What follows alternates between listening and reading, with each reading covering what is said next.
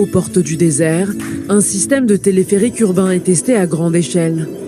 Suspendues à des câbles, ces cabines sont capables de se déplacer d'une station à l'autre à la vitesse de 150 km/h.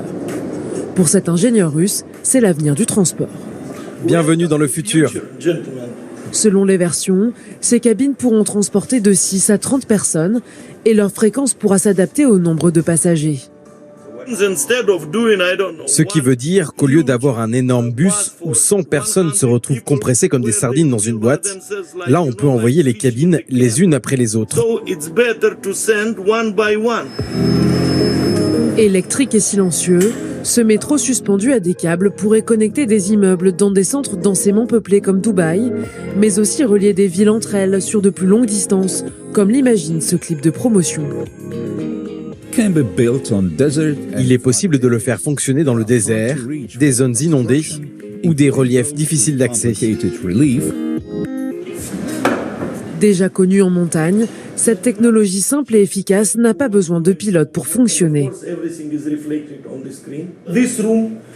Une pièce comme celle-ci est faite pour superviser 50 à 100 véhicules, puisque quasiment tout est automatique. Une solution adaptable pour le transport du fret. Selon ses inventeurs, ce mode de déplacement serait l'un des moins chers au monde, avec un coût, hors construction, de $1 pour 100 tonnes déplacées par kilomètre. Ce que nous faisons, c'est de quitter le niveau du sol qui est surencombré avec des gens, des embouteillages, des bus, avec tout. Et nous allons au niveau supérieur qui, Dieu merci, est encore disponible.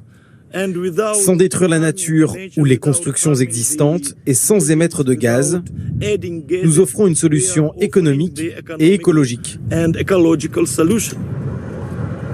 Cette installation est financée par le centre d'innovation de Sharjah, l'une des villes les plus embouteillées des Émirats.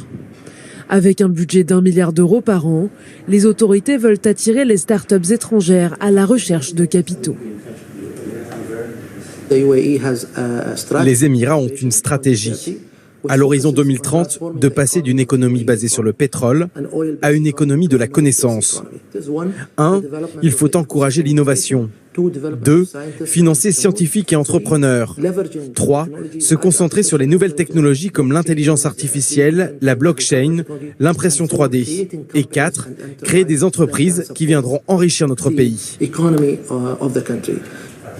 Les villes émiriennes de Sharjah et de Dubaï devraient être les premières au monde à installer ce téléphérique urbain. Une étape avant d'exporter ce moyen de transport à l'étranger.